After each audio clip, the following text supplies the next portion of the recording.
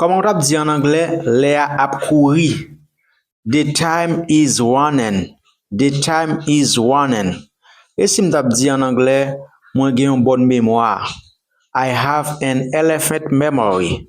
I have an elephant memory. Comment on dit en anglais, ça très facile. This is a no-brainer. This is a no-brainer. Et si m'tap dit, moi c'est un monde qui lève bonheur. I am an early bird. I am an early bird. C'est un bail qui arrive très rarement. It happens once in a blue moon.